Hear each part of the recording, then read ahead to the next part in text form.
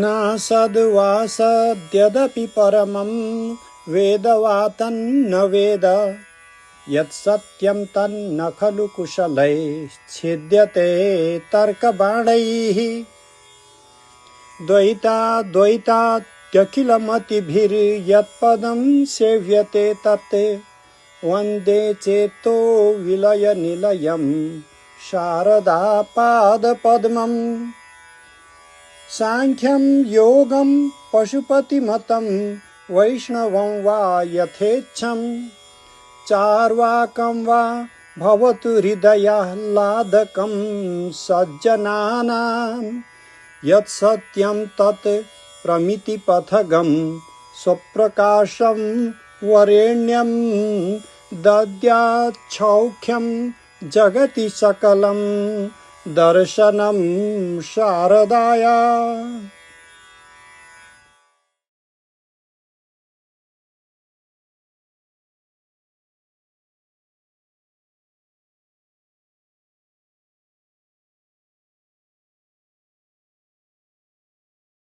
Welcome everybody to the 12th talk of Vimarsha Academia. As a reminder, we'll have our guest talk, and then as he's speaking, you can write your questions in the chat. At the end, we'll be calling each of you to either share your question or we can also read the question for you. So, Professor Timalsina.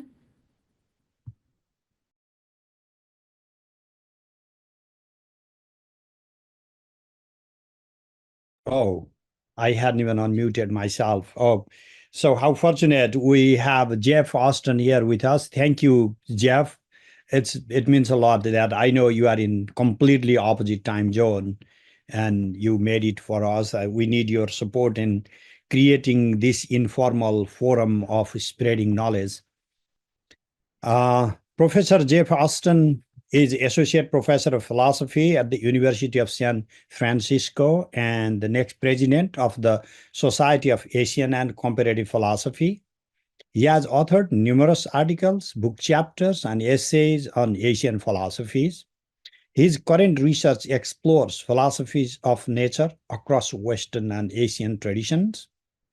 Papers related to this project include the following: The Puzzle of Playful Matters in Non-Dual Shaivism and Sāṅkhya, Reviving Prakriti in the Sāṅkhya Karika through Goetian Organics in 2020, and What is the Vital Ground of Manifest Reality in the Sāṅkhya Karika, an existential phenomenological theory of Vyakta Prakriti as the self-manifesting of Samyoga in 2024, and Science of Spiritual Life in Nature, Biosemiotics, interpretation of Puruṣa-Artha in the Sāṅkhya Karika, that is in progress and is due for 2025. My own personal working experience with Professor Ashton is in conferences, mostly the last one we had on Sāṅkhya in San Francisco. It was just amazing. And I would say groundbreaking and inspirational.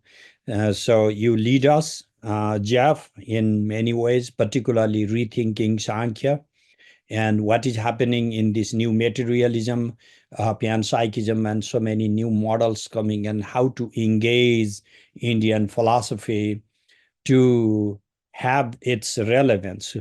Like for myself as Pandit, breaking those Indological barriers of putting in closet of remote history. What you are doing is praiseworthy because you are bringing it to dialogue today. And I thank you for doing this. And thank you all for being part of Vimarsha. So now, Geoff, the floor is yours. Thank you so much. Okay, thank you so much, Staneshwar, for those very kind words. Anna, can you give me a thumbs up? You can hear me, right? Okay. All right, I'm going to start the screen share.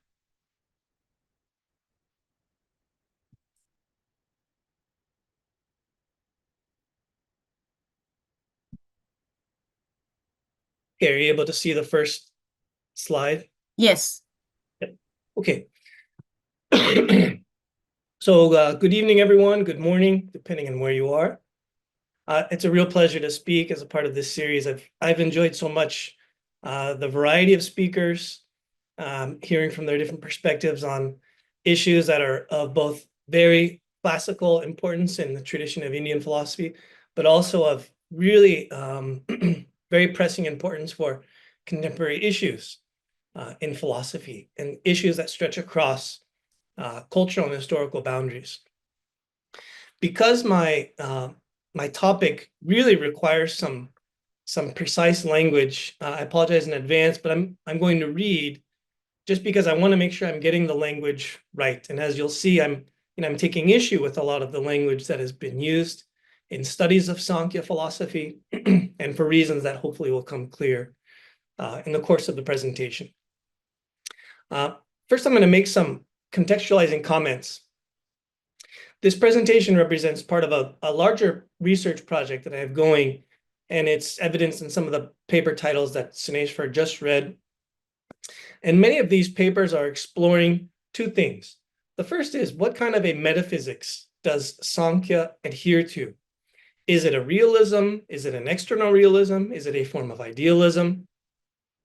And then related to this, how do we reconcile Sāṅkhya's metaphysics with how the Sāṅkhya system, much like the classical darshanas, each one of them, they really are philosophies of living.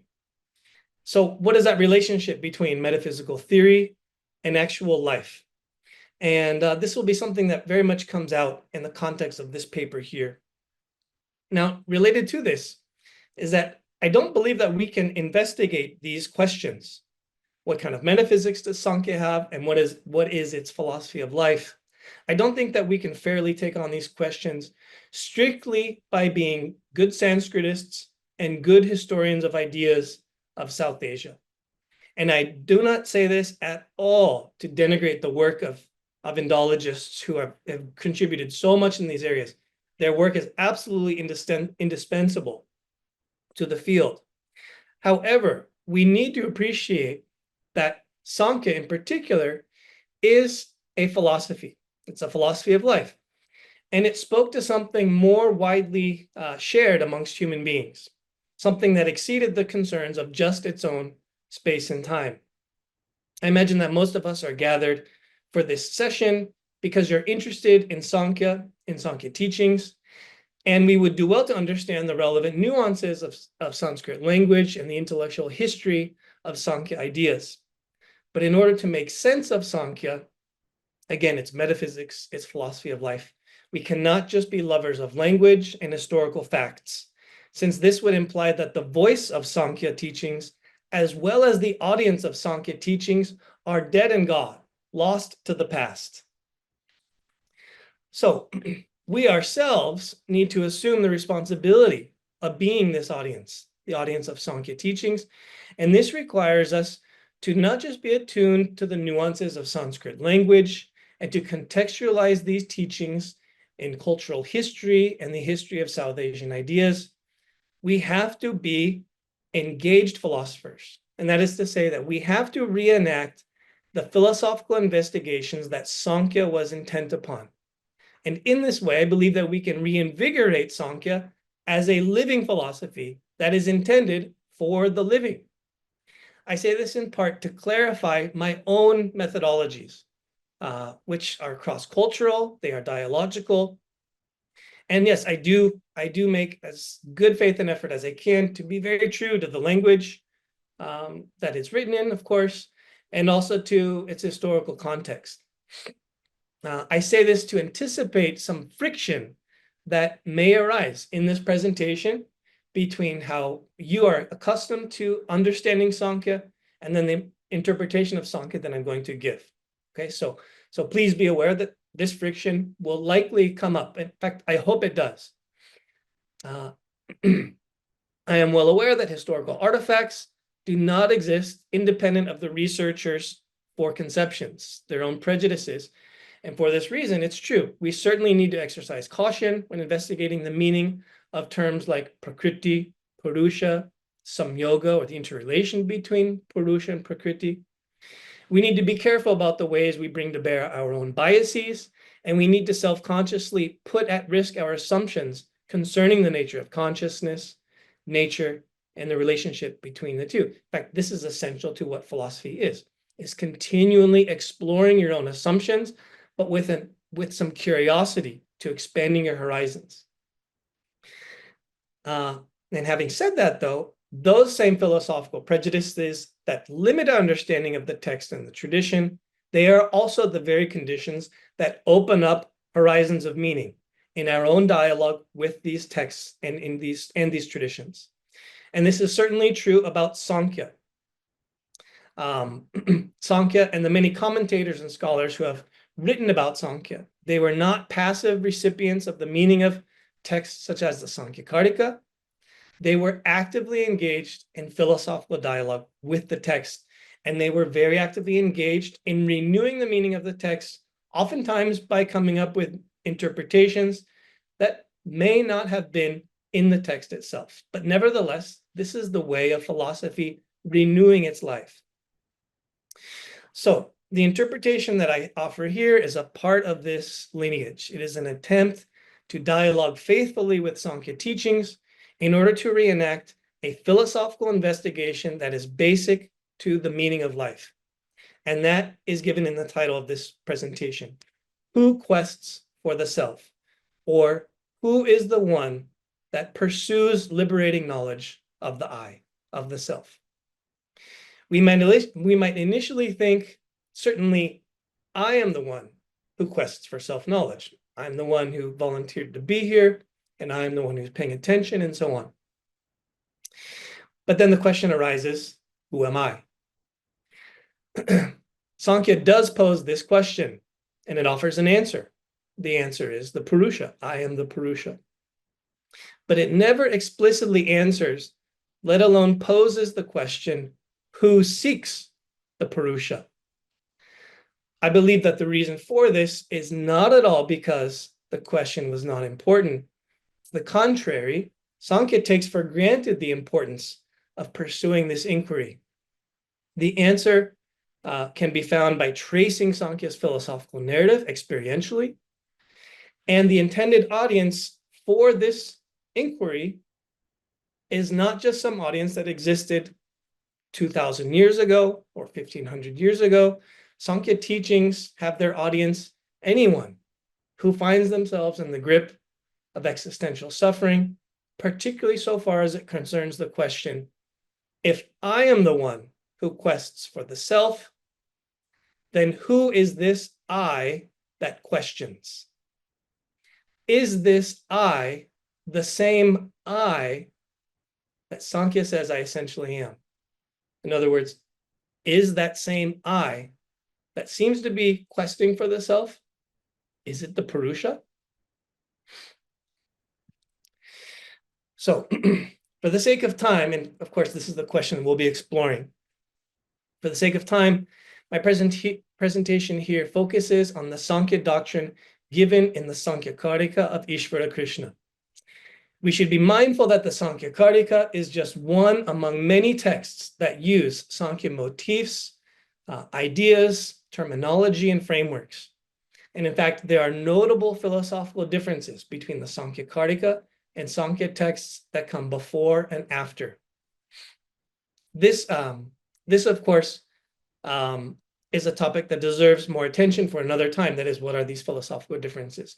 And so we won't go into that here, but I bring it up just so that you're aware that my interpretation of Sāṅkhya here, and when I refer to Sāṅkhya, I'm just referring to the Sāṅkhya of the Sāṅkhya, not necessarily to Sāṅkhya in general. So please keep this in mind.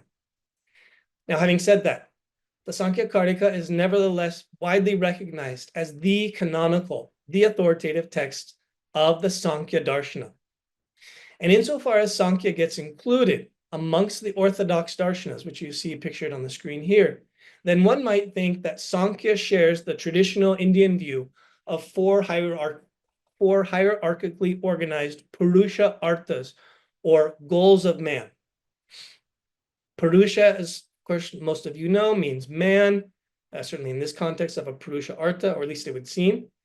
but more generally, it means person or self. Artha means object of desire, meaning, goal, or purpose. The highest of these goals of humans is liberation. And Sāṅkhya refers to liberation not as moksha, but as kaivalya. And it regularly associates the phrase Puruṣa-Artha with Kaivalya-Artha, such that for the sake or the purpose of the Puruṣa-Artha becomes synonymous with for the purpose of freedom or autonomy or spiritual solitude. So I take these two phrases or these two terms, Puruṣa-Artha and Kaivalya-Artha, to be synonymous in the Sāṅkhya Karika. And both of these terms express a basic organizing teleological attitude for the Sāṅkhya Karika. Ishvara Krishna's philosophy is oriented toward a specific purpose, a specific artha, to realize the autonomy of the Purusha, to realize Kaivalya. But then the questions arise. One, how is this goal, how is this artha to be realized? And two, who is the one that pursues this goal? Who is the one that pursues this realization that the Purusha abides in Kaivalya? Or put differently, who quests for the self? For a parallel consideration, recall that teleology in Western philosophy is traditionally associated with the study of design or purpose in the natural world. Across the history of Western attitudes toward nature, we are told that if we pay attention to nature in the right way, it will reveal valuable secrets to us, such as how to conjure up fire, as in the myth of Prometheus, how to manipulate the laws of gravitation and acceleration, as in modern science, or how to realize one's essential spiritual identity, as in the esoteric traditions of Neoplatonism, Jewish Kabbalah, and Christian theology. Similar to these mystical teachings in the West, Sāṅkhya holds to a philosophy of nature that may be more heterodox than scholars appreciate. Sāṅkhya links together the meaning, purpose, or artha of nature with liberating knowledge of our true self. This is implicit in the Sāṅkhya term for nature. And that term, I'm being very specific here, is vyakta prakriti, or manifest procreation. Manifest procreation or vyakta prakriti, the created world that is meant to reveal something, to give a manifestation, a vyakta. And above all, that manifestation is the secret to who I truly am. By studying the meaning, the artha of nature, in terms of its ends or purposes, its artha, Sāṅkhya aims to discover the true self, Purusha, as a pure passive witness consciousness that rests in solitude apart from the field of action, rebirth, and suffering. But the second question posed above remains. If nature is the one that holds the secret to our true identity, then for whom is liberation a meaningful end goal, an artha? In keeping with traditional Hinduism, most Sāṅkhya scholars think that Kaivalya is indeed the highest goal of the human being, and that it is meant to be realized for the Purusha, a self who would otherwise be lost in suffering. But this cannot be true. For one, the Purusha is not an anthropocentric category in the Sāṅkhya Karika. It does not just mean man, or not even human. All living beings, not just humans, have a numerically distinct Purusha. That is, a Purusha is in some sense owned or ascribed to each sentient living being.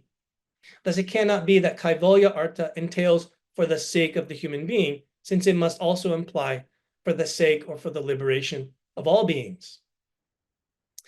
A second reason, the Purusha bears neither the capacity nor the inclination nor the structures that would enable it to make meaning or achieve purposes, artha, such as striving for isolation apart from nature. Remember, the Purusha is a pure passive witness consciousness. It's so pure, it doesn't even occur to the Purusha that it lacks something or needs something. So then what sense would it make to say the Purusha is pursuing Kaivalya? Importantly, this is an important difference between the Sāṅkhya Kartika and some other Sāṅkhya texts. The Purusha of the Sāṅkhya Kartika is not a soul, an ego, a mind, and it is not an illuminating light. This is really important. Prakasha is rooted in Mula Prakriti, the opposite of Purusha, which means that Mula Prakriti and later Vyakta Prakriti is the thing that is going to illuminate and to facilitate processes, cognitive processes of illumination. This has not ascribed to the Purusha. A third reason, the Purusha is always already free. And so what sense would it make for the Purusha to pursue something that it already knows? Alternatively, we might posit Mula Prakriti as the one for whom Puruṣa-Artha is a meaningful goal. Mula Prakriti being the other fundamental duad, the other fundamental coexistent alongside the Purusha. But Mula Prakriti lacks intentionality, design, or a sense of purpose. It is blind, as we see at Kartika 21, and hence it cannot envision, organize, or direct itself toward a state of affairs or an object. We might actually think of Mula Prakriti as something like a raw urge to procreate, a prakriti, a procreating that is so raw that it can't actually procreate something because it lacks a vision, it lacks a design. So if that's the case, Mula Prakriti is just this raw procreativity, then it also, in some sense, lacks nothing because there's nothing that it envisions in terms of this lack. So, before moving further to a third candidate, I should make a basic corrective to how at least I understand the dualism of Sāṅkhya, and I referred to this just a moment ago. And I won't go into this too much here because it's a very complicated topic, but I'll try to be as brief as possible. The Sāṅkhya system, of course, recognizes two basic fundamental principles, Purusha and Mula Prakriti, and neither reduces to the other. They're pure and separate from each other. Nature, though, gets produced not from either duad, or that is, nature as in Vyakta Prakriti, the manifestation of procreativity, or a manifest procreation. This nature is irreducible to Mula Prakriti or Purusha. It rather results from their coming together. There's some yoga, and I try to convey this here in the screen. And as a manifest creation, as a Vyakta Prakriti, nature discloses a relational middle ground between these two duads. That is, the thing that Vyakta Prakriti makes manifest is not simply Purusha, it's not simply Mula Prakriti. In fact, it's very questionable whether it even can manifest these things. What it is actually revealing is their samyoga. Right? Just like a child of two parents is the manifestation of the coming together of those two parents, not any parent in the singular. Now, again, much more could be said about this. I'm happy to discuss this after the presentation. But for now, I just bring this up in order to posit now nature as a third candidate, Vyakta Prakriti as a third candidate for the one that takes up the question of authentic personhood as a worthwhile endeavor. But now, in positing this third candidate, we have a new paradox. If nature, as we said earlier, if nature holds the secret to the freedom of the self, if nature is the one that reveals this mysterious secret of who I am, and thus it already knows the essence of the Purusha, then why would nature begin the inquiry, who am I in the first place? I argue that this seeming contradiction does not indicate a failure in philosophical thinking on the part of Sāṅkhya. Instead, it points to the mysterious nature of nature, a mystery that invites scholars and all of us to interrogate the limits of our understanding about what nature is, or at least what nature could be. If we had more time, this is something I've done in some of my other work, but if we had more time, we would dissect those assumptions that, at least for a modern philosophical audience, we would dissect and diagnose and problematize those assumptions that have obscured scholarly interpretations of Sāṅkhya's philosophy of nature. And that is that all of us have been influenced by modern scientific conceptions of nature. But the materialism, the mechanism of modern scientific, at least early modern scientific conceptions of nature that we still think through, those really understand our capacity to make sense of the Sāṅkhya concept of nature, and it comes to bear on this puzzle here. Of course, we don't have time for this, so I'm going to turn instead to an alternative science of nature that attempts to circumvent these assumptions of the modern scientific view. So we consider here an alternative science of life, and that is biosemiotics. Biosemiotics is a theory of both biology and semiotics. It rests on the premise that biological life and sign activity are coextensive. Wherever there is living matter, from the human level down to organic cells, there is the act of sign making and the interpretation of signs. This allows us to study living beings from the inside out. That is, from the inside of how living beings signal and interpret those signals. You might recall that physiology, as well as Darwinian evolution, approach life from the third-person perspective and in terms of causal conditions that shape the organism from the outside in. That is, the environment shapes the organism. Biosemiotics includes this approach, but it widens the scope of biological research such that it includes the first-person experience of life forms and how they interpret the world in terms of meaningful sign relations. Jacob von Uxel, one of the early pioneers of biosemiotics, develops this approach by adapting Kant's argument for transcendental subjectivity.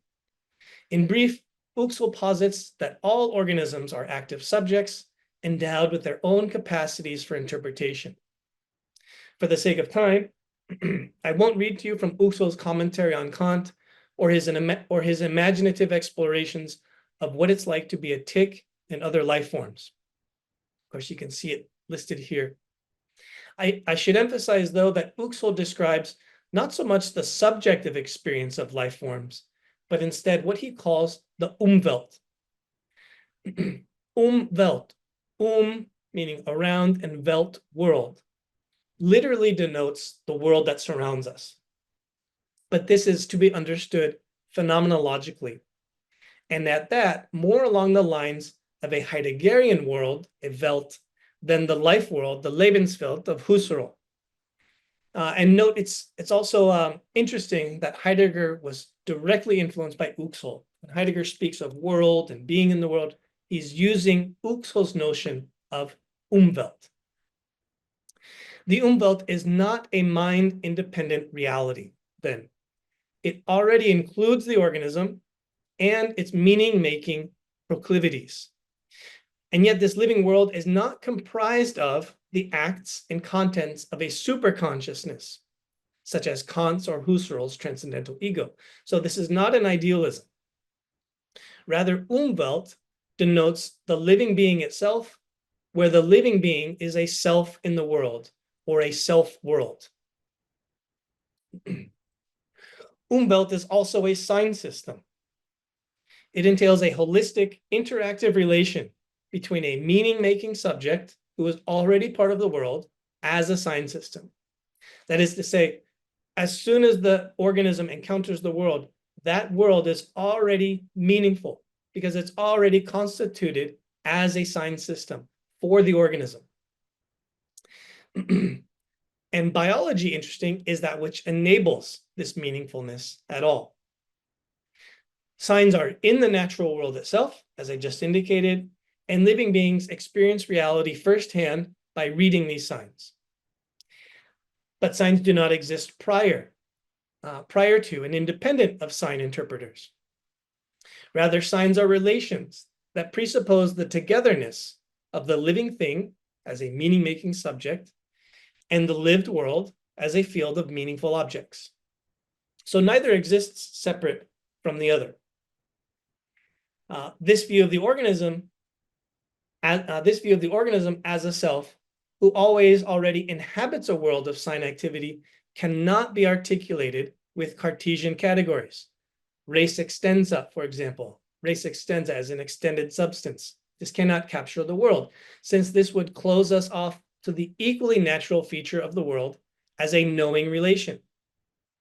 And this knowing relation that an inward-oriented, uniquely human res cogitans, or a knowing substance, also fails to capture. So Uxol is directly trying to go beyond Cartesian categories with this notion of an Umwelt. And he does so by grounding semiotic processes in biological structures. This accounts for how nature then is host to not just a world, but different worlds that overlap. The Umwelt of the whale and the Umwelt of the sailor, these worlds intersect, even though they show up differently to each living being. And they show up differently because the whale and the human being have a different physiological organization by means of which they communicate and are engaged in the world as a sign system. This re-envisions categories traditionally associated with teleology, ends, goals, and purposes.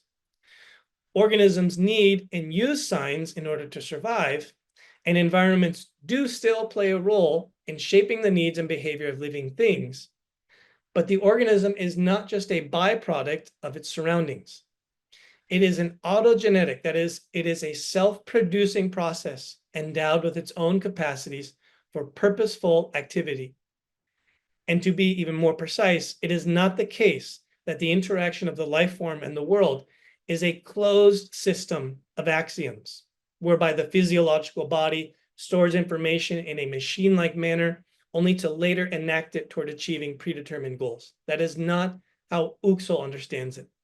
Rather, the organism as a self in the world is a living system that is constantly adapting in terms of its dialogical relation with the world. So this living being then is a self-organizing, self-referential process that creates and recreates not just its own animate body, but also its surroundings and the dynamic relation between the two. And this life process is held together by sign activities that mediate outward-inward causalities, that is the surrounding world determining the living being, but also the inward-outward purposes, that is the living being shaping the environment in terms of its own determinations, its own goals. Agency then gets situated not in the individual subject and not in an I per se. It's rather in the relational middle of sign-based interactions that move with directionality toward particular ends and that proceed from and tend toward an active integration of the organism into a complex environment. Okay. So again, the agency of these sign activities, which make possible purposeful activity, is never predetermined strictly in the world or in the living thing. It rather is born and constantly refashioned through the dialogue. And that dialogue changes in terms of the external world and the internal world. Now, that of course is a rather brief kind of summary of biosemiotics. And here's why I bring this up. I bring this up because I think that a biosemiotics approach can disclose new horizons of inquiry into Sāṅkhya, and including this puzzle of Puruṣa-Artha.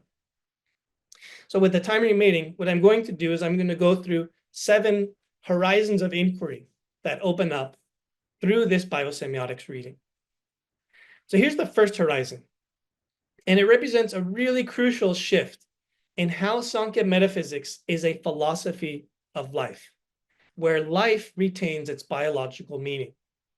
Vyakta Prakriti as nature denotes an individual living being born of the confusion or the fusing together, the samyoga of 2 parents, as it were, Mula Prakriti and a given Purusha. Okay, now mind you, I'm speaking somewhat metaphorically here. They don't literally conjoin as parents would, right?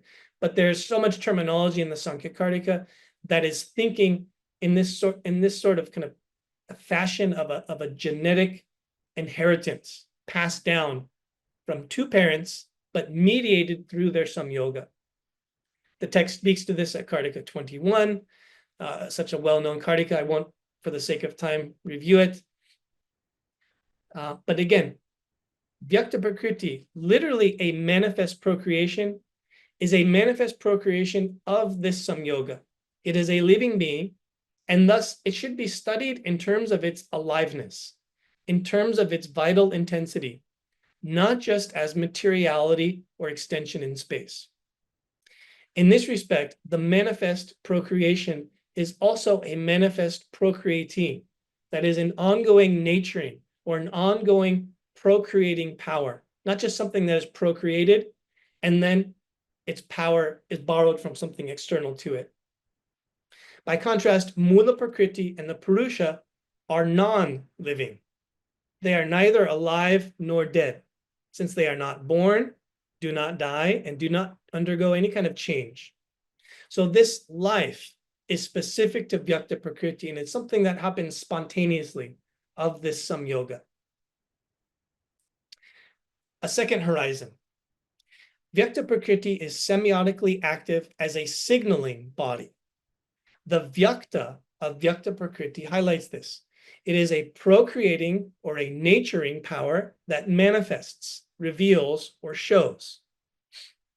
The Sāṅkhya Kartika elaborates by theorizing Vyakta Prakriti as a linga.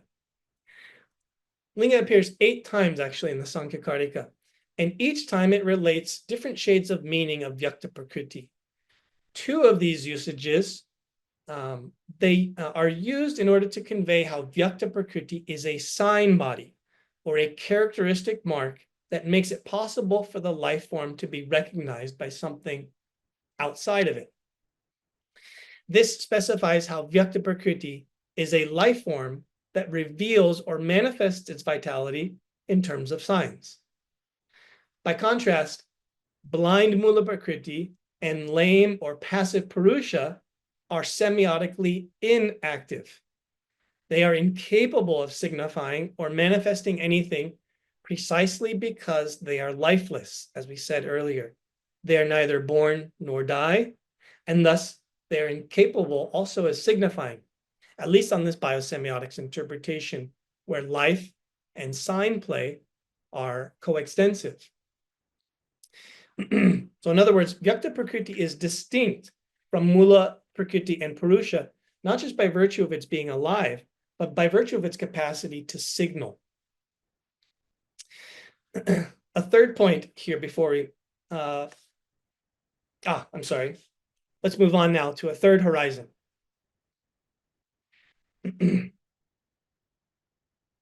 Linga, or rather, as the linga, Vyakta Prakriti is a sign of life. And this of has 2 meanings here. The signifying power is of or belongs to Vyakta Prakriti. That is the capacity to sign, to signify. It comes from Vyakta Prakriti itself, not from Mula Prakriti, not from the Purusha, since they can't signify.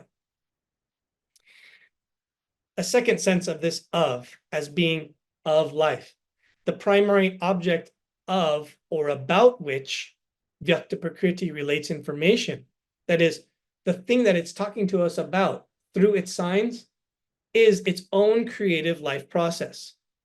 The empirical tattvas, for example, reveal the stages of Vyakta Prakriti's unfolding procreativity. They're not describing the behavior of Mula Prakriti or Purusha.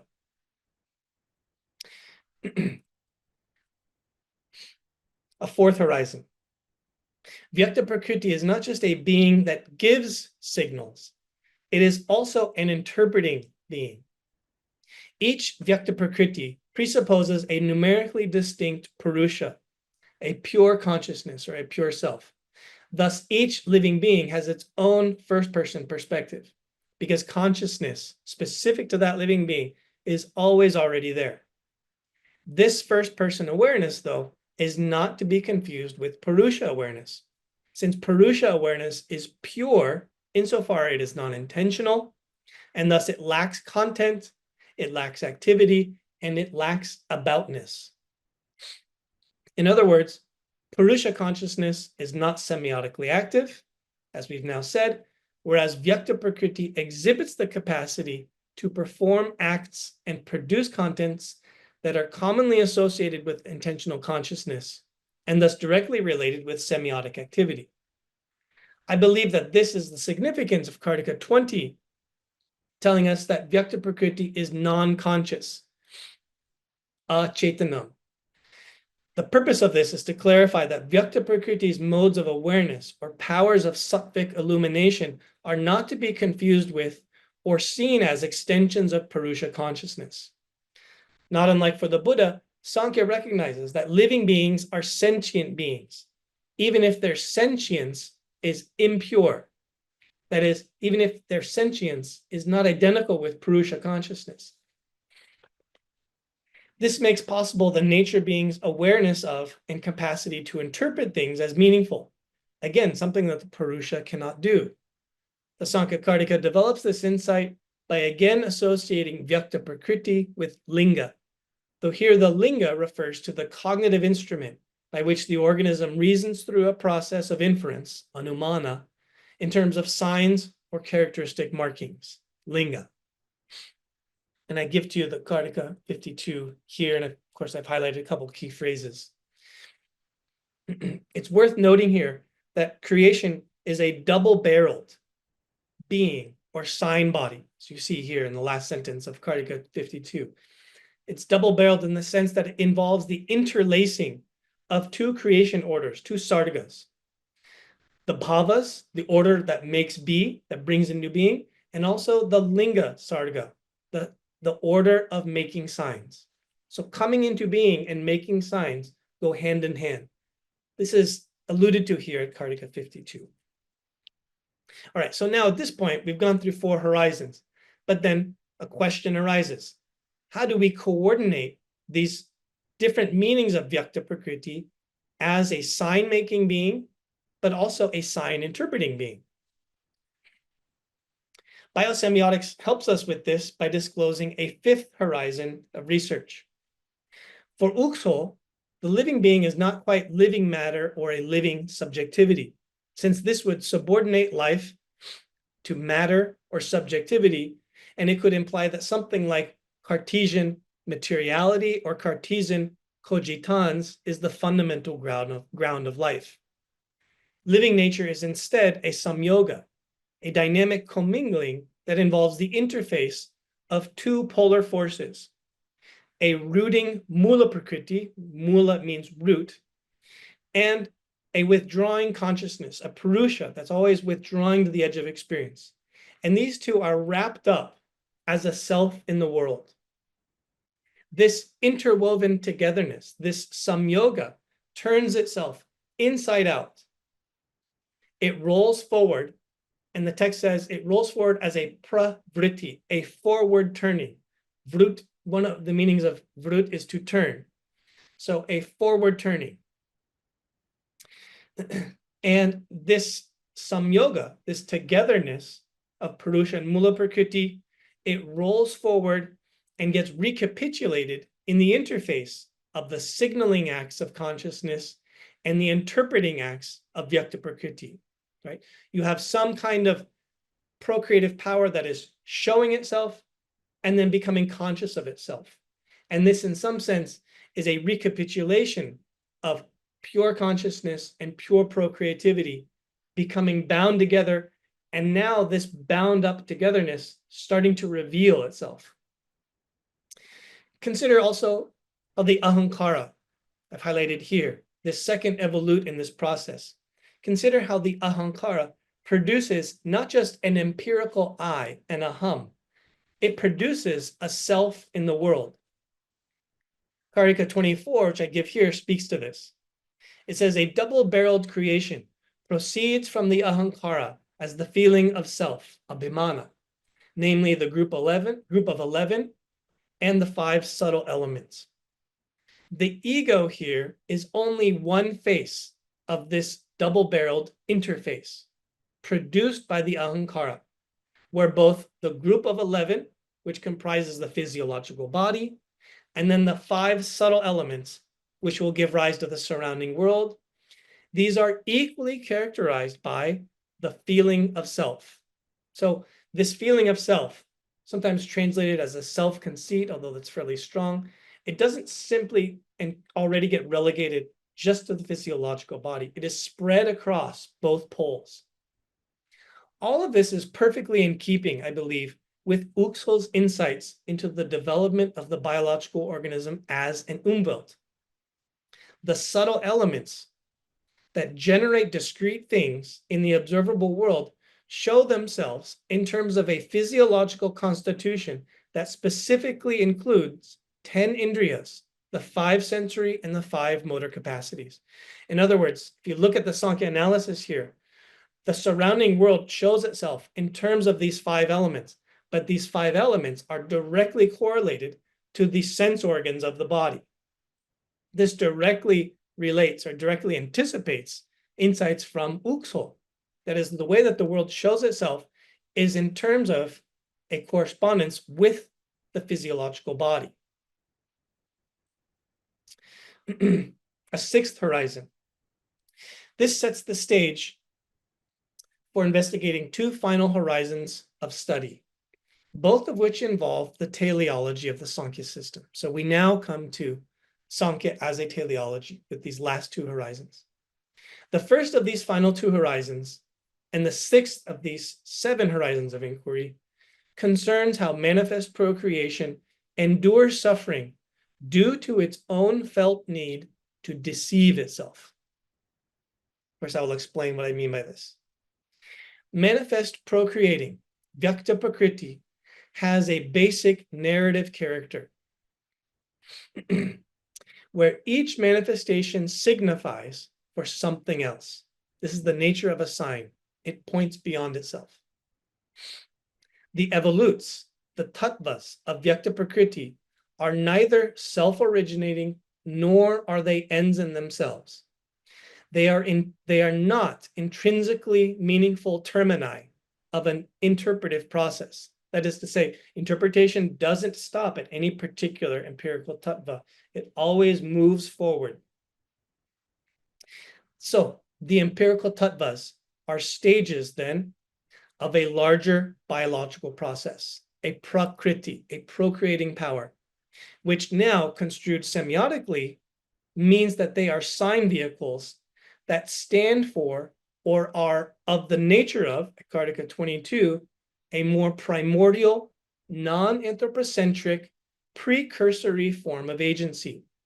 And that agency is prakriti, or rather manifest prakriti, nature, a prakriti that manifests the dynamic togetherness of mula prakriti and purusha. So this agential power is the agency that is driving this sign play forward. And this sign play involves substitution. The Mahat Buddhi, for example, the first evolute of Vyakta Prakriti, literally signifies the great awakening of manifest procreation. And it prefigures the Ahankara, while I-making, the Ahankara, stands for the Mahat Buddhi, it stands in for the Mahat Buddhi, and it points beyond itself towards the body of 16, as we just said. It signals or anticipates the group of 11 in close relationship to the 5 subtle elements. These 5 subtle elements then,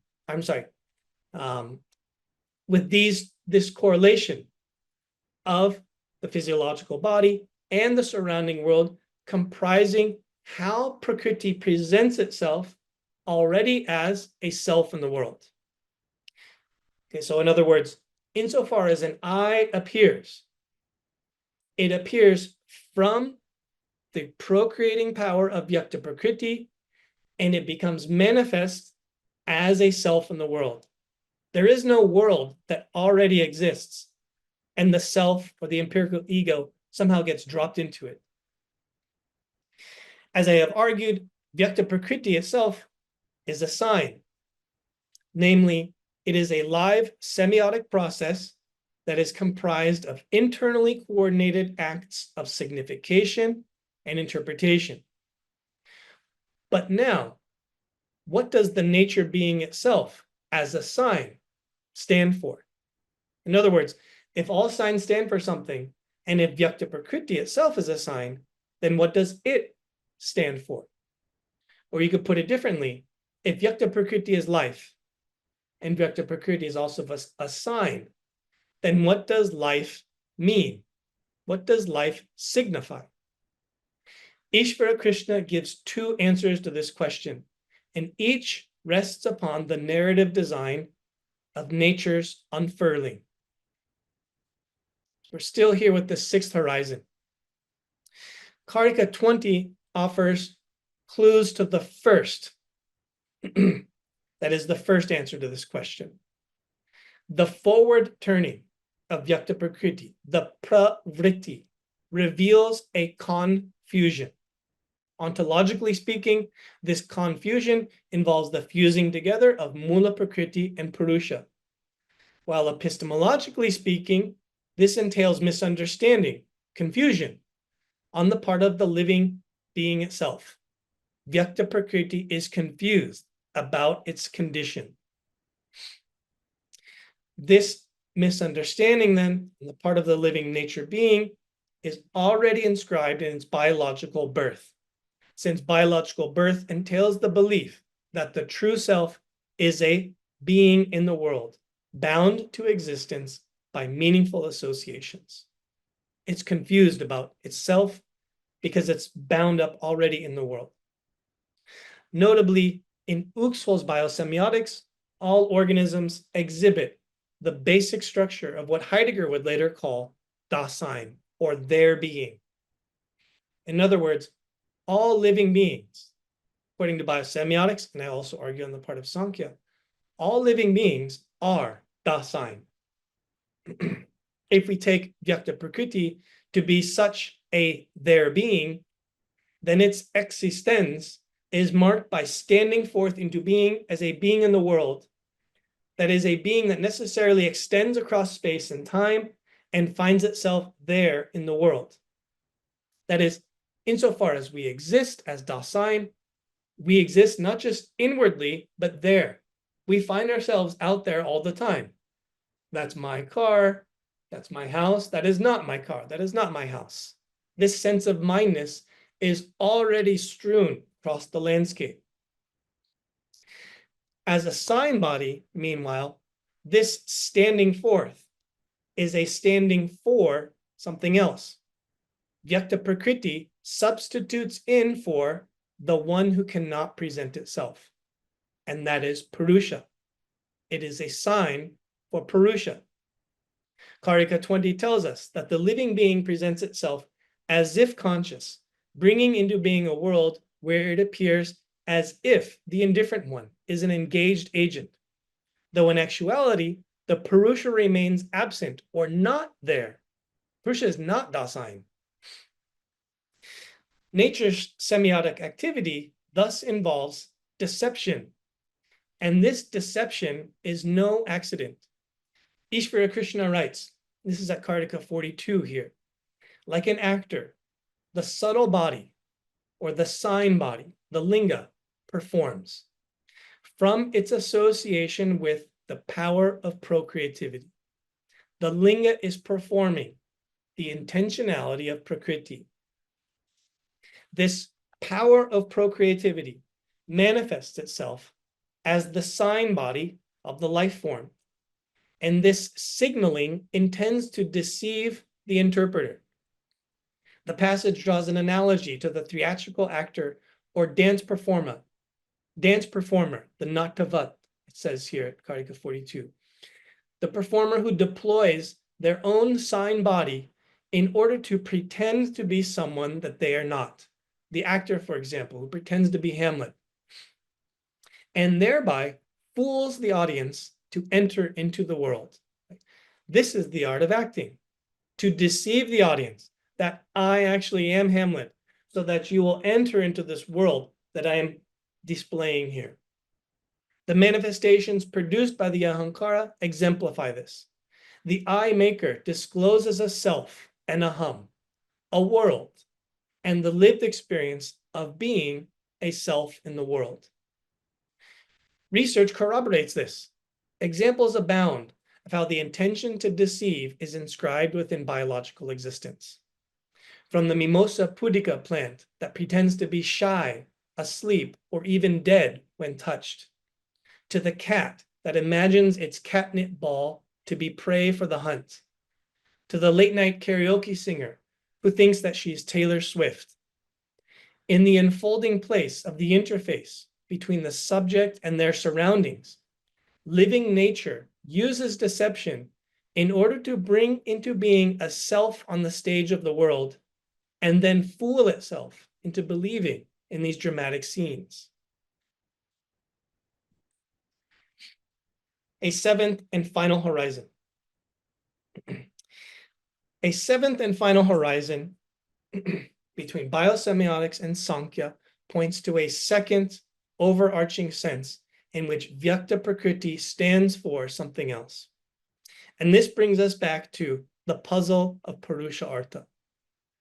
The nature being, the living being, Vyakta Prakriti, substitutes in for the Purusha in order to disclose the Purusha's autonomy.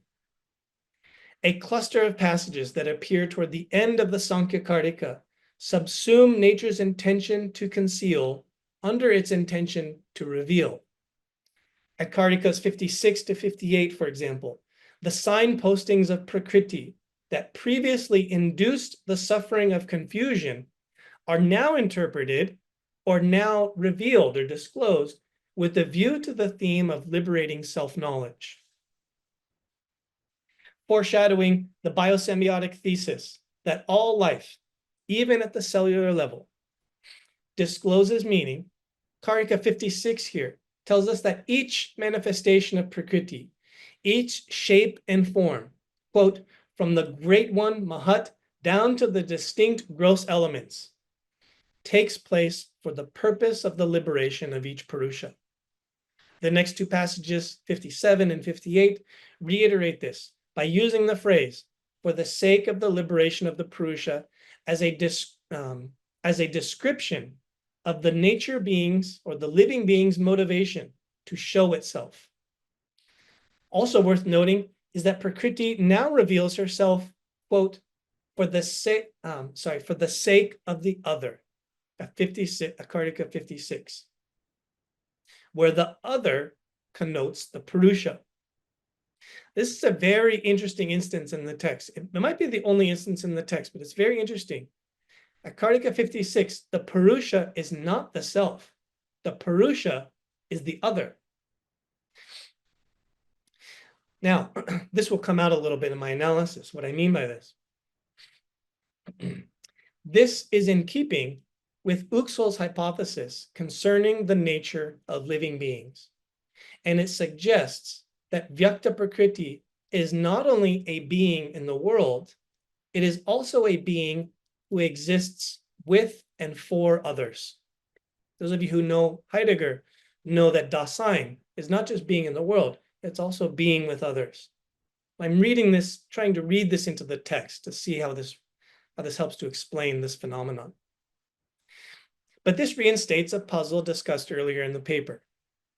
Since the Purusha is indifferent to signs, then what's the point of nature addressing itself to an inattentive other?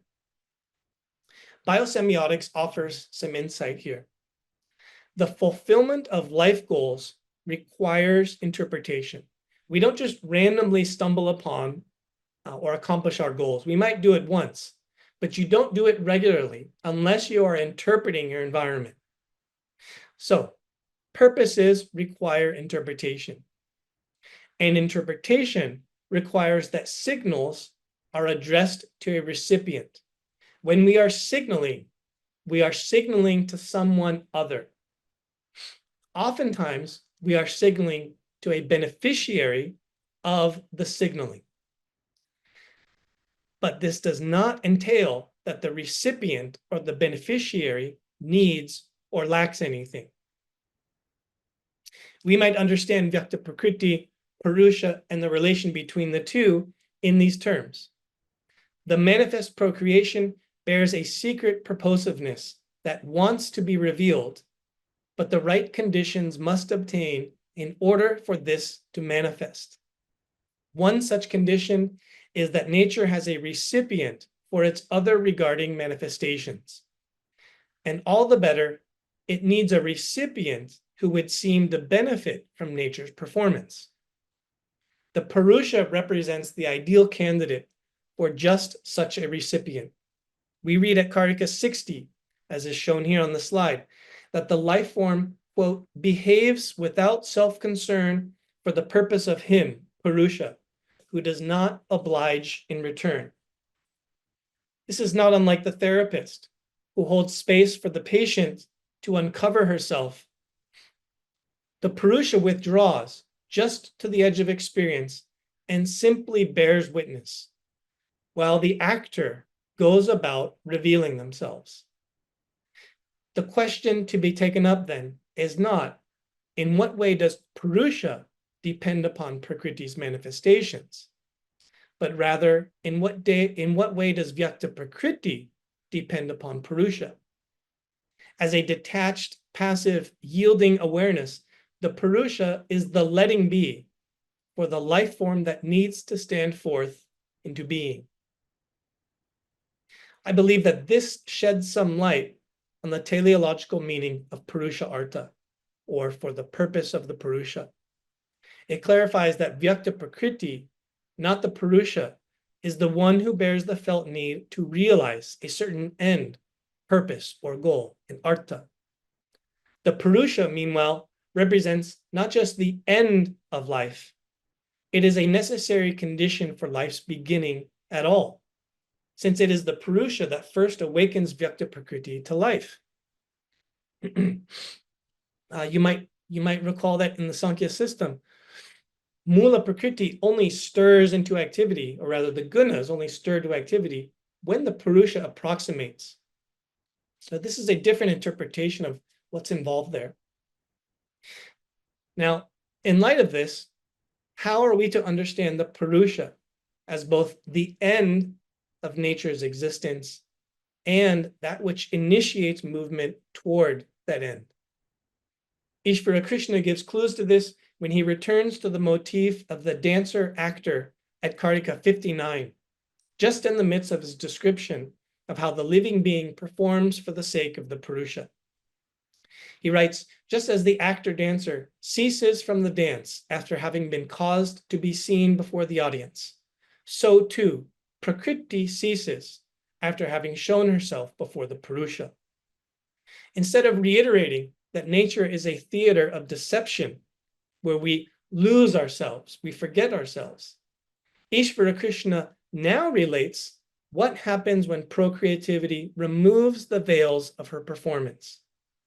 The skilled performer uses his or her body as a sign body, now in order to transform the world into a theater of self-inquiry, not a theater of deception. This involves not just standing forth there, where the actor substitutes in for a literally absent other, such as Hamlet. Hamlet is literally absent, but the actor substitutes in for Hamlet.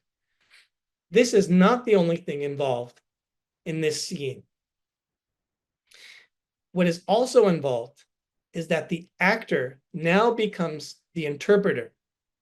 Specifically, the actor becomes the interpreter of their own signaling. And thus, by becoming aware of their own body as a signaling body, they become aware of the difference between themselves as the signal, I am Hamlet, and themselves as the interpreter of the signal.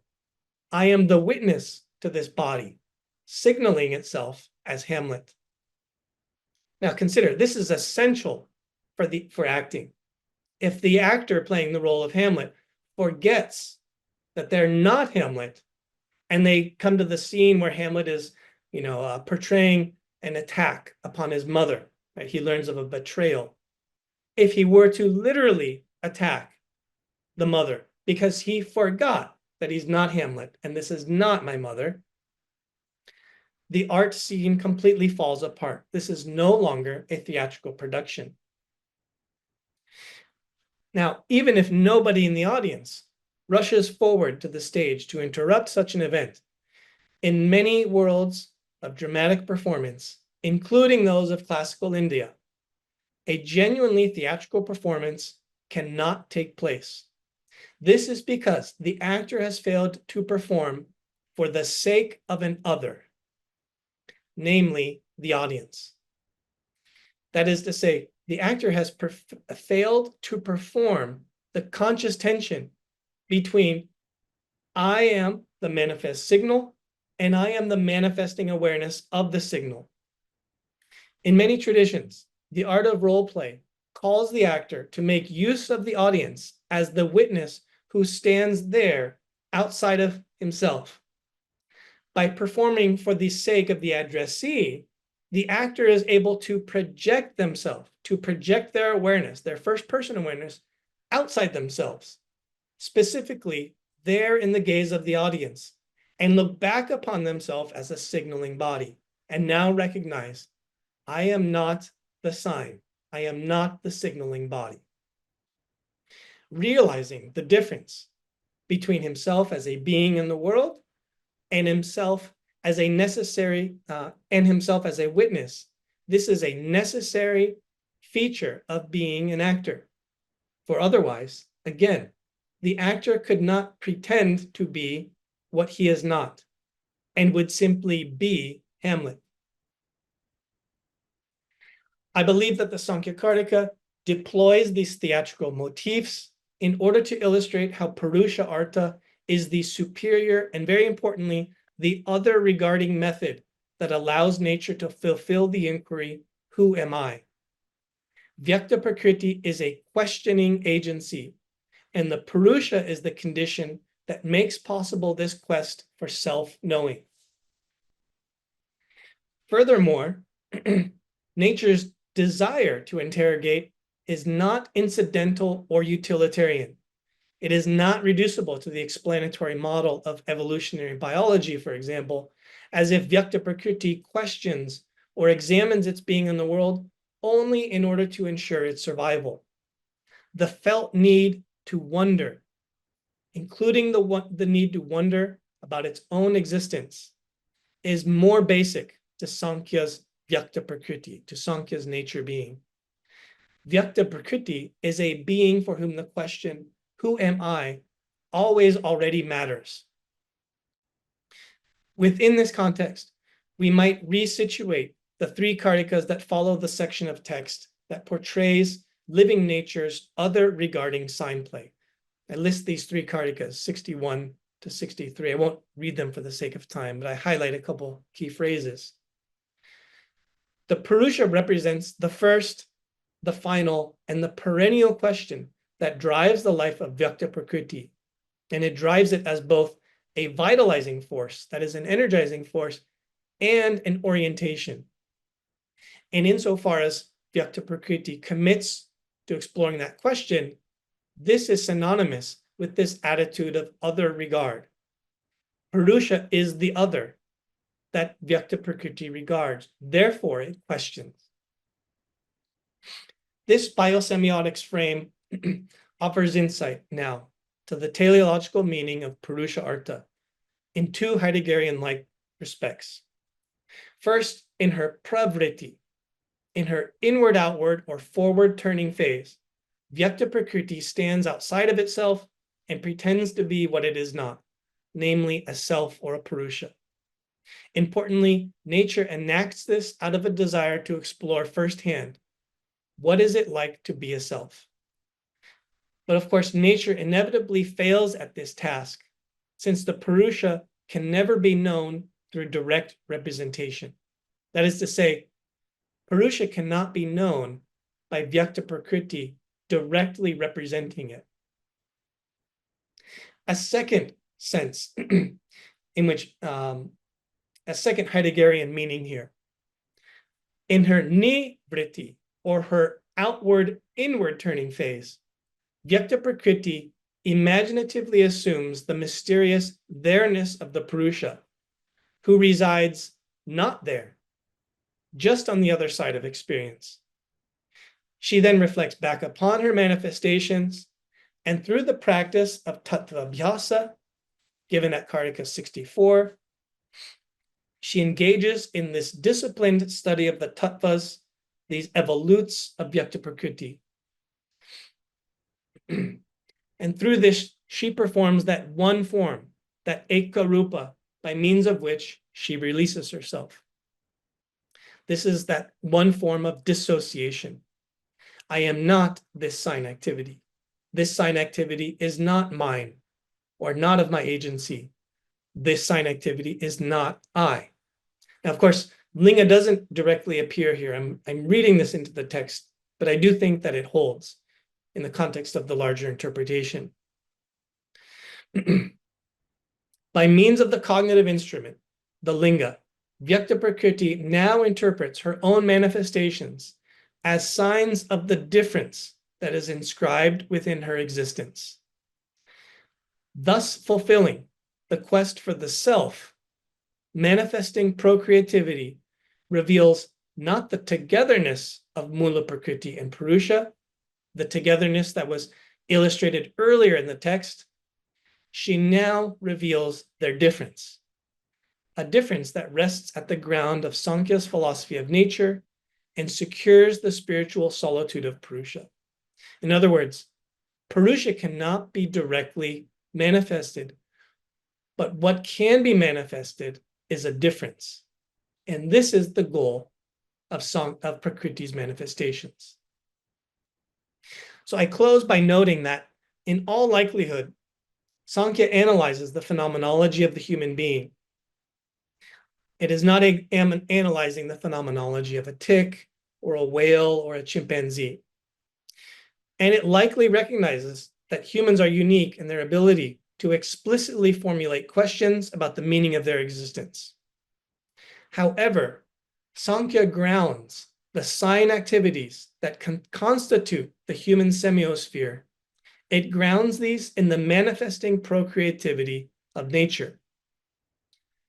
Anticipating some core premises of biosemiotics, and yet contextualizing these in a unique soteriology of Kaivalya, Ishvara Krishna situates the human quest for meaning, such as with the Orthodox Indian traditional goals of life, the Puruṣa-Arthas. Sāṅkhya situates these in the more elementary meaning-making and sign interpreting processes of biological existence. This holds for that most basic question of life: who am I? Puruṣa-Artha, or the realization that the self is always already free, is not a meaningful pursuit for Purusha, nor does it belong exclusively to human being. It is rather a sign of nature's playful semiotic agency, which gets recapitulated in countless worlds of inquiry. So I finished there. Thank you for your attention. Thank you so much, Dr. Ashton. So this is, we have about 30 minutes for questions. There is a question by Neela Bhattacharya. If you could unmute yourself, please.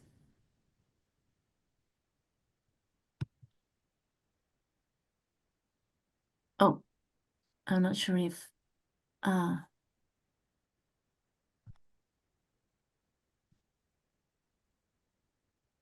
Oh, sorry.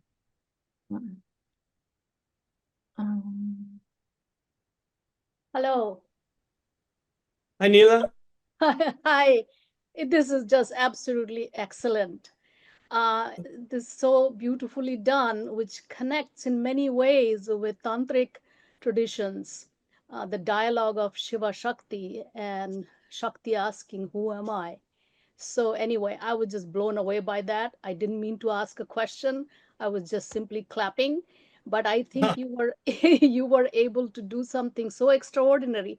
See, unfortunately, because of the Purusha-centric dialogue that has been happening for such a long time, which got mixed up with the Mayafied understanding of Vedanta, this entire range of Prakriti, that Prakriti is the one that is central in some ways in all these traditions, and of course ends up as the great mother, and leading us like the nourishing milk that Sāṅkhya Karika, it flows. But then in this fabulous connection between this awareness and the already realize. So anyway, I just absolutely loved your presentation. Thank you so much. Thank you so much, Neela. It's nice to hear your voice after some time. Something I'm very curious to explore further, but that it brings us into areas of speculation that are philosophically maybe interesting, but maybe a bit difficult to ground historically, is this connection between Sāṅkhya and Tantra. Right. We certainly know that many of the tantric schools of thought, particularly the Kashmir Shaiva and the Shakti schools, Right. they are using so much Sāṅkhya terminology. But interestingly, one thing I've noticed is that by and large, at least in my exposure to the research literature, scholars of these traditions, while they notice the very obvious that they're using Sāṅkhya frameworks and Sāṅkhya terminology, they are a bit hesitant to recognize that Prakriti is actually exhibiting much the same type of play agency that is Shakti. Right. And this is not just speculation. In some of my own work on debates between Kashmir Shaivas and Sāṅkhya, which is really a one-way debate. It's Utpaladeva and Abhinavagupta primarily who are interpreting Sāṅkhya. They use Sāṅkhya as a straw man, and they reduce Prakriti to very much this kind of insentient, reductive, determined materiality that has no real agency even to reveal itself, let alone to investigate the meaning of its own revelations. Right. And I think that, of course, they're doing this to gain a leg up on Sāṅkhya. Yeah.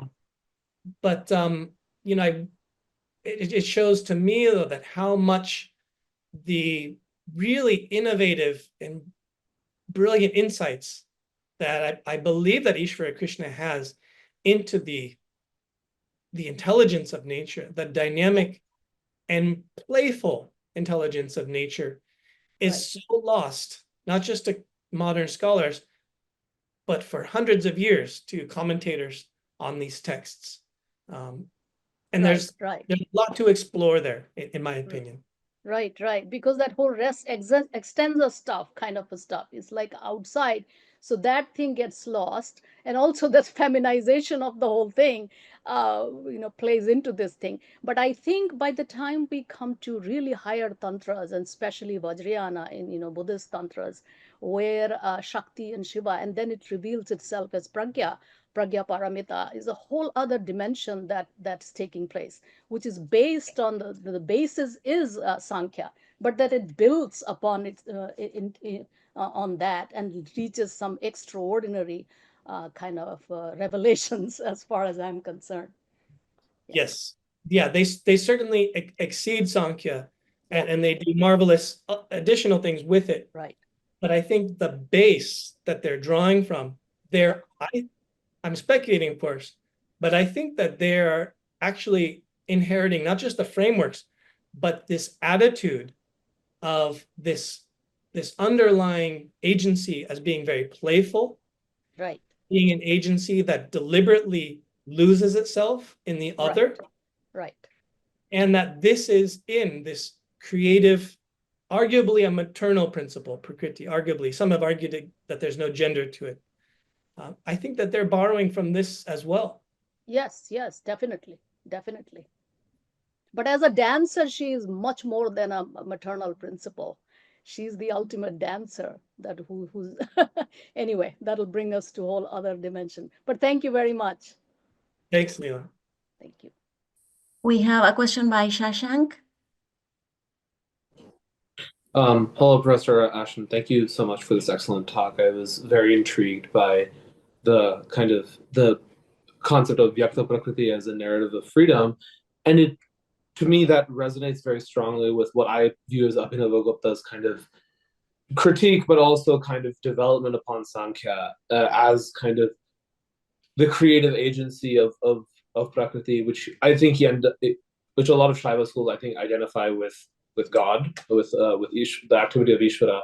But my question kind of related to this is, I'm curious what you make of the Sāṅkhya Karika's, to me, somewhat problematic kind of solution to the problem of Prakriti producing bhavas that either result in inability to see things, impurities of the mind, the sort of the evolution of the gunas, and the solution that it proposes that that Prakriti and Purusha must become disjoined from each other. And I'm curious how that might complicate, or how you respond to that particular solution. Because to me, what that suggests is that Prakriti is in some way fundamentally problematic for Sāṅkhya, and that in order for Purusha to be free, it must sort of engender the disjunction somehow of Prakriti from Purusha. And that's certainly what Vachaspati Mishra says toward the end of his Tattva Kaumadi, that both Purusha and Prakriti cease to act. And that is the state of moksha. So I'm curious what you make of that problematic and whether or not you think it's legitimate. Thank you. Yeah, thanks. Thank you for your comment, Shashank.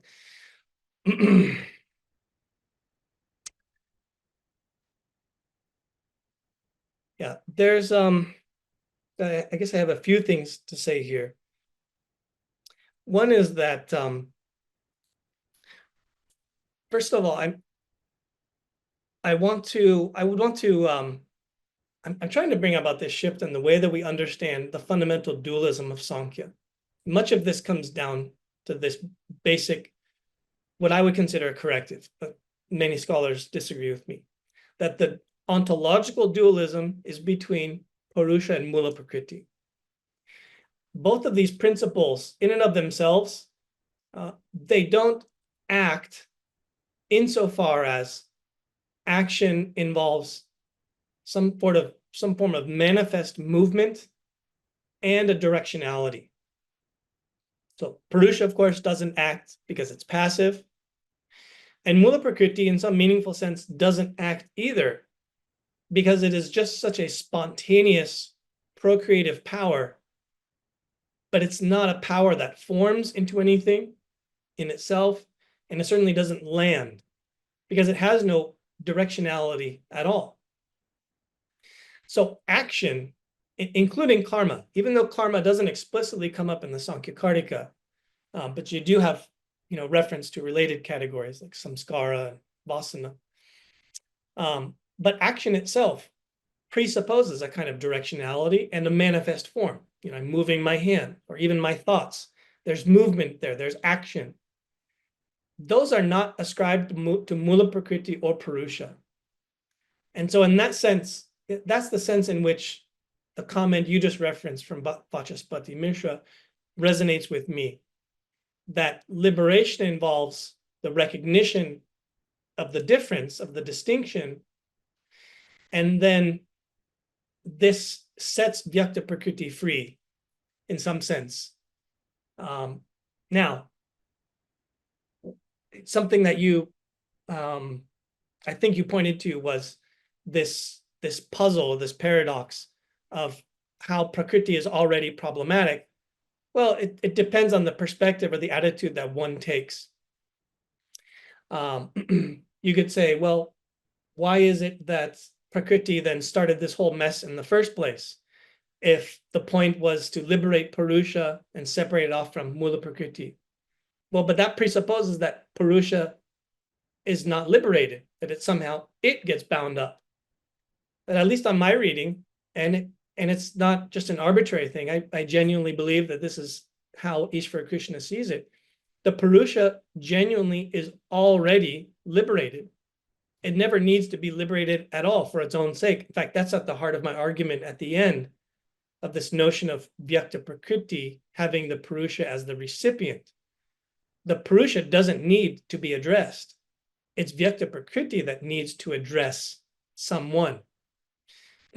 And so the Purusha stands in for that in some sense, in order to facilitate Vyakta Prakriti going about this process of looking back upon itself and realizing that actually at the ground of its own existence is a difference between the urge to act and the witness to that acting.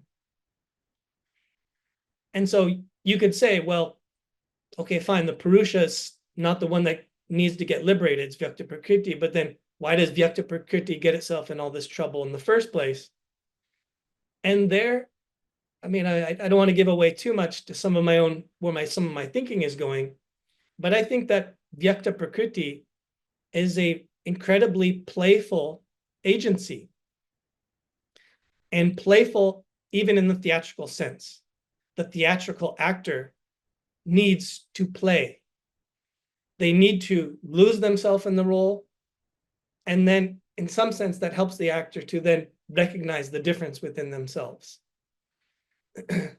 And for me, this model has been useful to illustrate how it is that Vyakta Prakriti may not be just kind of a self-sabotaging agency. It's simply a very playful agency. It's deceiving itself so that it can play. And then through the act of play, it then realizes that it was simply playing all along and losing itself. But through this nivritti turning inward, right, of course, it realizes this difference at the heart of it. I'm losing myself here a little bit, Shashank. I'm sorry, it's about 12:30 in the morning. No worries. Thank you so much for that intriguing answer. I mean, I think kind of to your conversation with Professor Saxena earlier, I mean, there's a lot to be said within sort of the tantric kind of incorporations, and I would say critiques of classical Sāṅkhya, particularly sort of in kind of not just Kashmiri Shaivism, but also to some degree within kind of the Shaiva Siddhanta.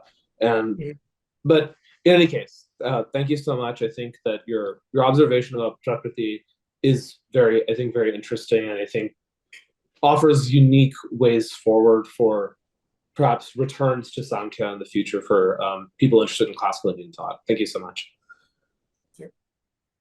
Professor Ashton, we have two more questions if you are willing to take them. I think one of them is perhaps a follow-up of this topic by Dr. Jayanti in the chat.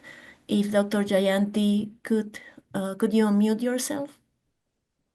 Yes, good morning and good evening. Good morning from Indian side. Professor Gachan, I'm really excited to listen more from you regarding the Sāṅkhya philosophy, because by profession, I'm a philosophy teacher working at JDM College, Delhi University. So it's interesting to listen from you that in Heideggerian understanding of Sāṅkhya, and beautifully you have presented. But at the same time, I just have some few questions. How do you just gave an explanation that Purus is something as other. And do you think that the other which we are talking within the existential framework, the same kind of other Sāṅkhya is talking about, that though you have cleared something as Dasein, do you think that actually Sāṅkhya, the concept of Purusa is something related to Dasein? And the second observation, do you find any incompleteness in Sāṅkhya philosophy that not exactly bringing out or giving the power neither to the Prakriti, though it's dynamic and active, but still Prakriti has no role to play without Purusa. And Purusa again is something which is inactive, passive. Do you find any kind of incompleteness, and what they are trying to bring that incompleteness through yoga philosophy? Do you find any kind of connection there? Or, because things are not very clear by Ishwar Krishna's Sāṅkhya Karika, though they have given enough things when they talk about the 25 elements, and they do talk about the gunas, and then they talk about the sattva, raja, and tamas, and then there is a transformation can be possible. But again, there is also a failure that how do they address the spiritual aspects, and then also the values which the Indian mind speaks about, the Puruṣa-Artha theory, how do they address the ethical issues? There I find little bit incompleteness. So can you just highlight? But thank you so much. It's a wonderful talk. Thank you. That's a very kind comment, and very rich.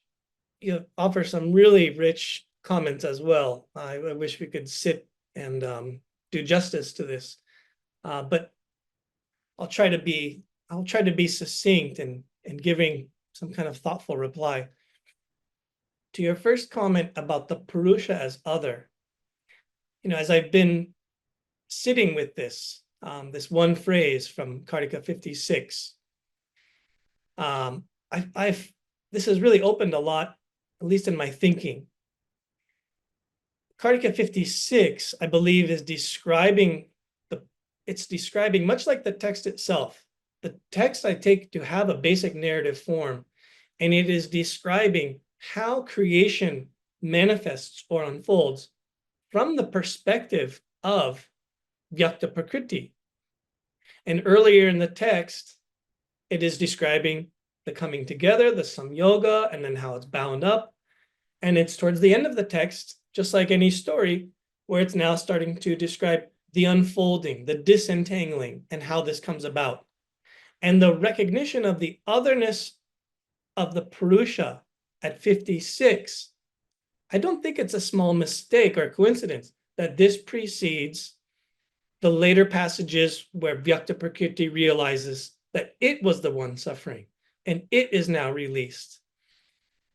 And this is because one, as a description of how Vyakta Prakriti unfolds, at the Mahat Buddhi really is a basic openness to the world. It's a basic openness to reality. And there's several descriptions in several Sāṅkhya-related texts where the Buddhi, before it engages in any of its intellectual activities, that it is assuming the form, this kind of inchoate, unclear form of the world or some entity in the world. This sense of otherness precedes the formation of a sense of I. And we see this in many 20th century phenomenological thinkers. I'm thinking of Ricoeur and his notion of narrative identity. We form a sense of I or ego by way of the other. And this process, I think, is playing out in how Vyakta Prakriti unfolds. It first has a sensitivity to the Purusha, this bizarre presence by absence. It first has a sensitivity to this as an other. And it later assumes the shape or the form of a self in the world as a kind of mimicry of this other. But it's a poor mimicry. It's an incomplete, as you're maybe alluding to, an incomplete mimicry. And this is a clue to how Vyakta Prakriti is going to complete the process of introspection or nivritti, returning to this original insight or experience of the Purusha as a pure otherness. And very importantly, to maybe the last comment to this point, at Karika 64, when it goes through the practice of tattva bhyasa, not mine, not me, that requires the person who is doing this process of tattva bhyasa, it requires them to take any and every candidate for I to be other. And that includes the Purusha. You'll notice at 64, you don't stop the process of examination of the tattvas by saying, I am Purusha. That also gets negated. So in this respect, the Purusha is also radically other because it too gets denied as I. it's the I that has to remain other, that has to remain not I. And insofar as the incompleteness comment, I would just say that, and a lot I could say about this, but if Mula Prakriti is this raw, kind of unwieldy power to procreate, the thing that it actually lacks is some sort of constraint. And constraint often comes in the form of an emptiness, a void, a nothingness. A wind channel, for example. Wind doesn't find a channel through a straight, solid wall. There needs to be an opening. This incompleteness in the wall, so to speak, allows this power, this procreative power, to then manifest in the form of something that has a form or a shape. But this is something to explore further. But I very much appreciate your comments. Thank you so much. Thank you so much. I think next question is from Jory. Thank you, Dr. Ashton, for your insights. At the beginning of the lecture, you mentioned Neoplatonic resonances, and I want to verify that I understand you correctly in that in your exploration of Sāṅkhya, you're essentially subsuming the process of procession and return into this narrative of agential freedom within Vyakta Prakriti. I guess you could say will, properly understood.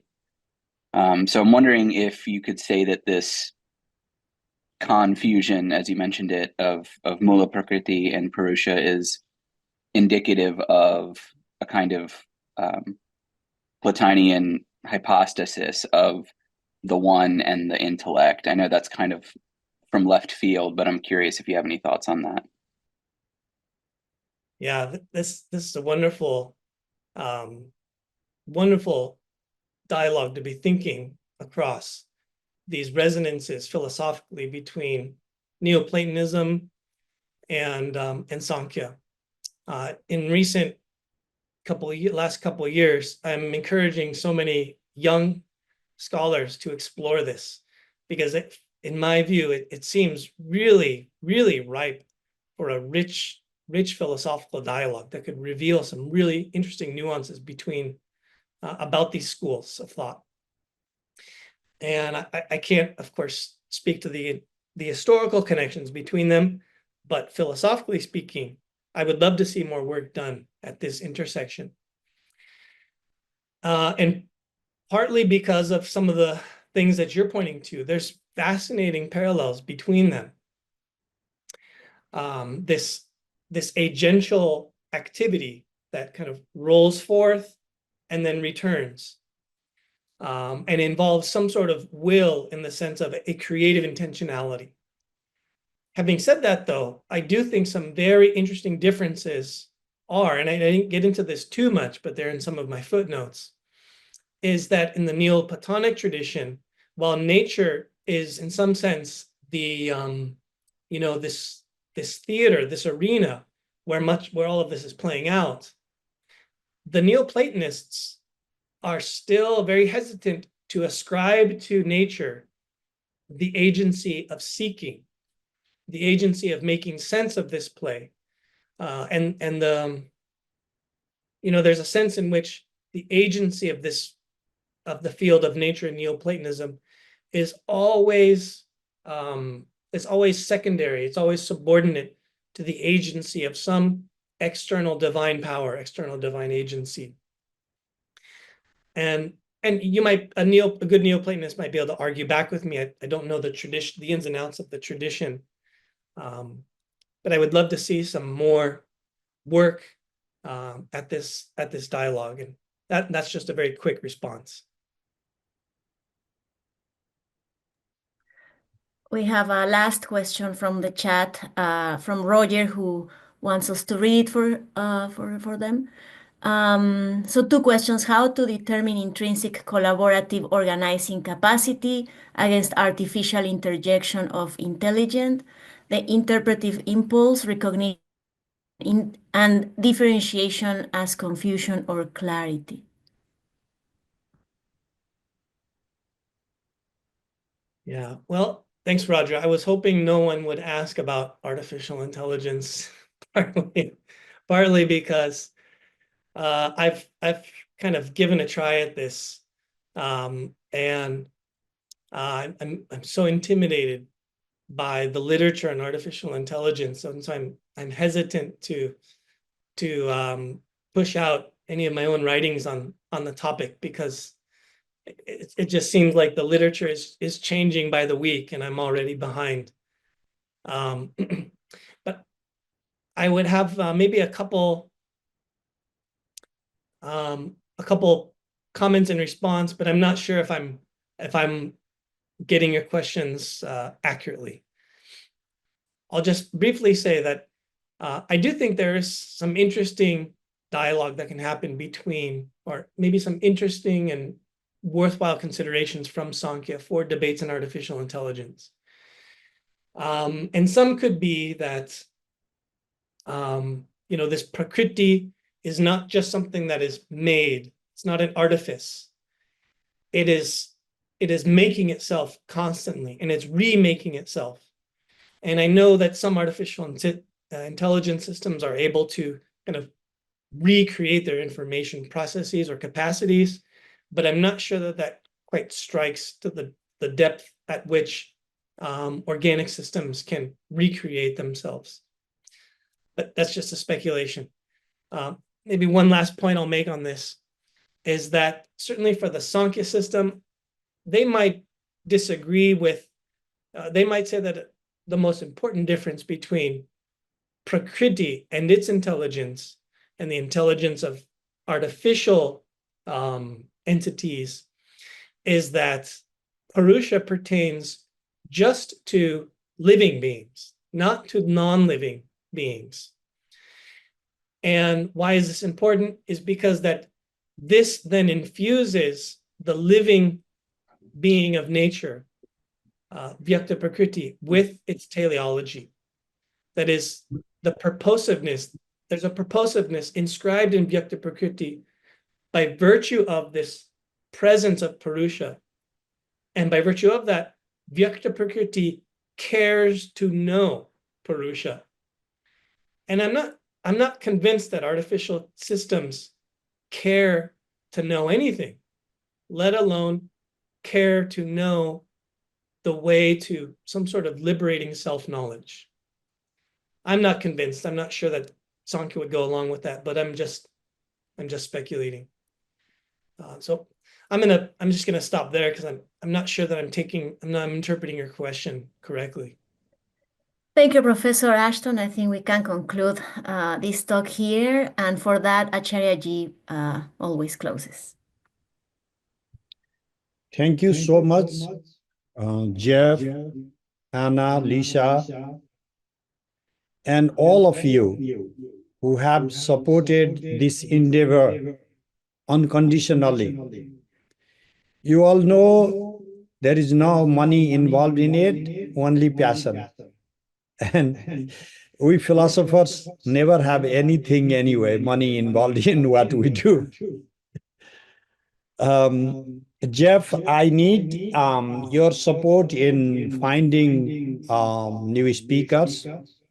I had Anand Jayaprakash Vaidya always working behind the scene, helping me to get the best scholars for the forum. And I'm not still recovered from this loss we have. We all recognize that.